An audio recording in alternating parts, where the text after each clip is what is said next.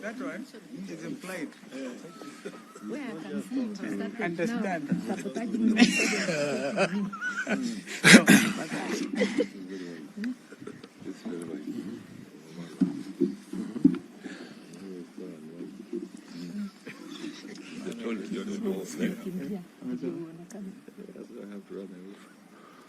Are you ready?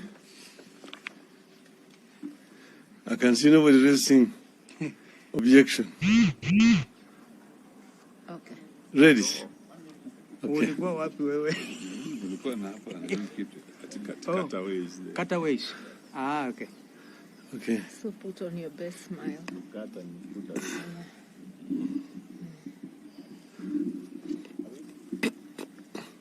think you can go. You know? Yeah, you can.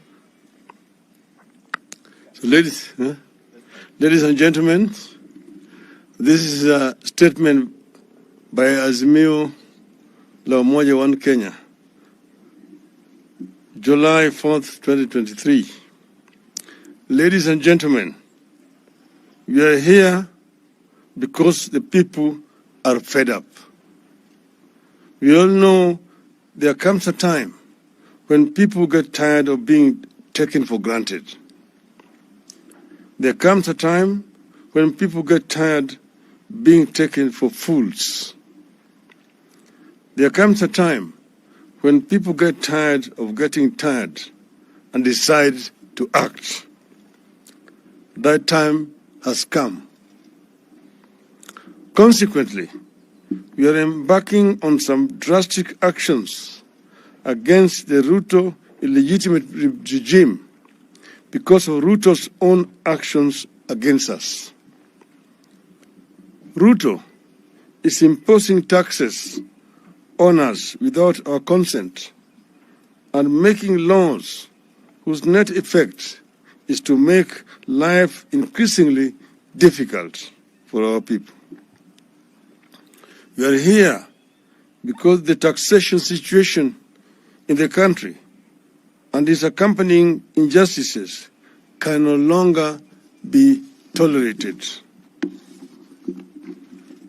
Ruto has even removed subsidies on fuel, unga, electricity, and even school fees, while giving subsidies to helicopter owners and using our money to finance lavish lifestyles of his allies.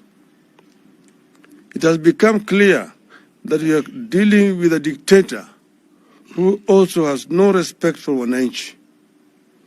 Ruto has become a heartless tyrant. We are determined to get this situation corrected. Therefore, we are here to announce that our Kamukunji meeting is on in Nairobi this Friday, as we had announced. But it is not just a Kamukunji in Nairobi, but a Kamukunji across the country, where this third liberation will be launched. On that day, 7th July 2023, that is coming Friday, among other activities, we will launch a signature collection to signify our rejection of Kenya Kwanza illegitimate regime and its policies, especially the punitive taxes. As we speak, fuel, food, fare are all going up in prices. In fact, fare is already going up by 30%.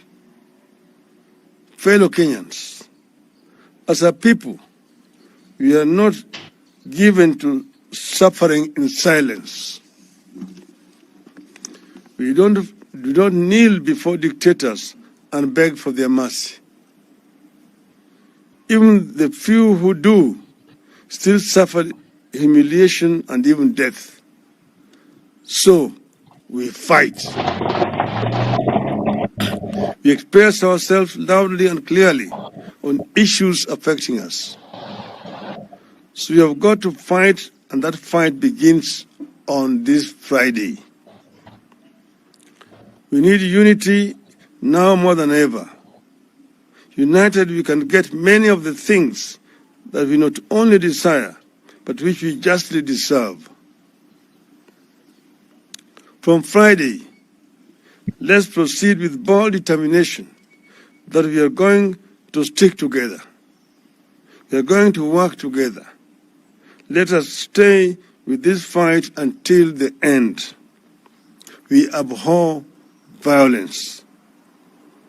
By embarking on pickets, protests, tax boycotts, and civil disobedience, we are not in any way advocating violence. How are you? We have never advocated violence in the past. We will never advocate it now or in the future.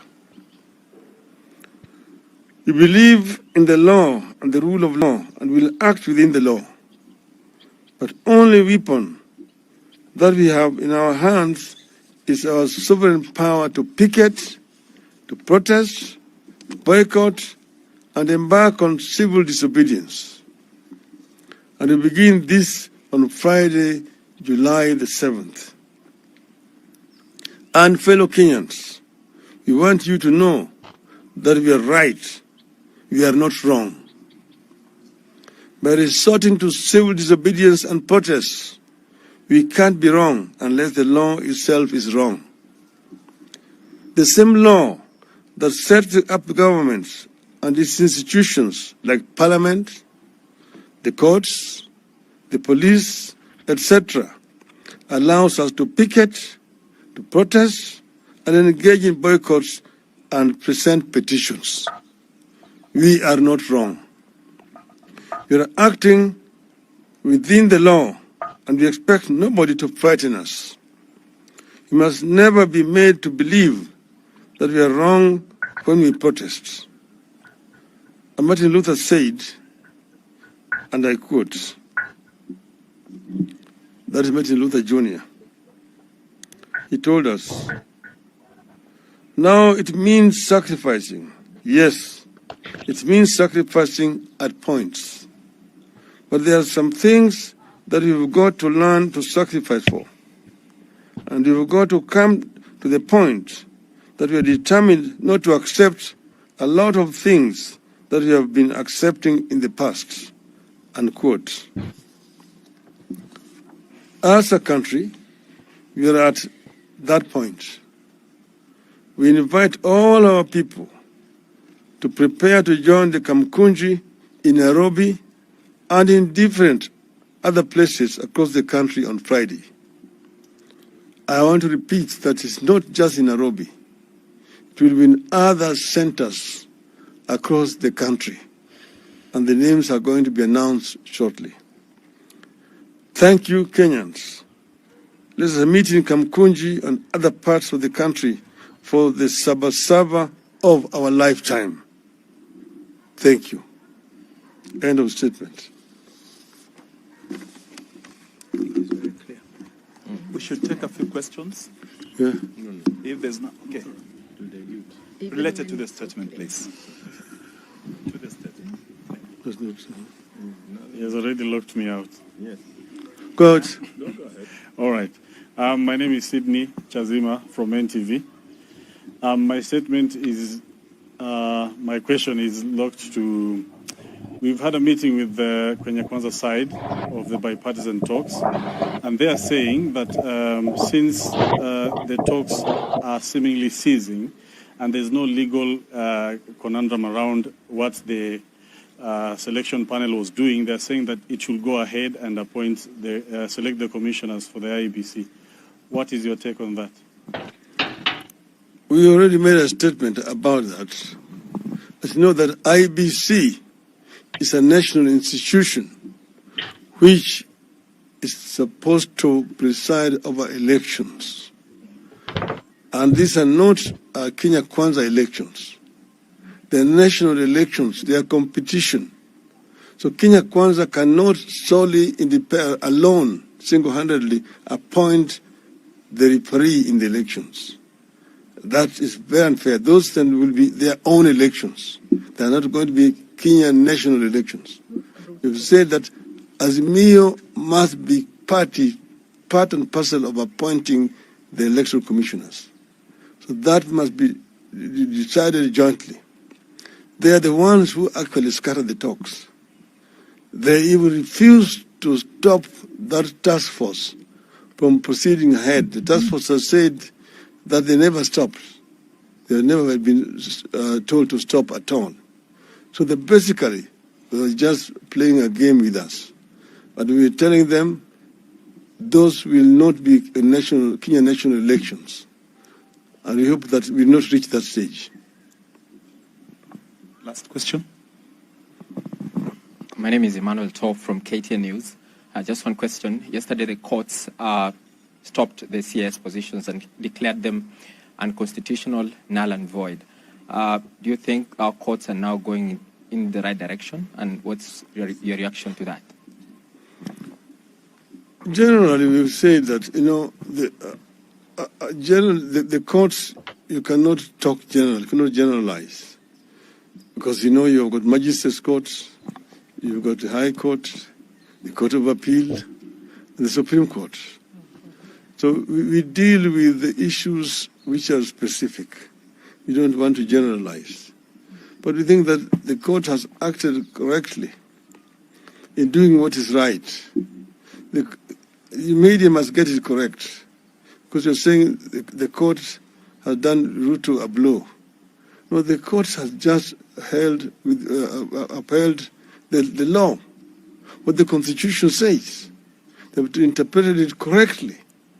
And this is what we talk about, the division of powers and responsibilities.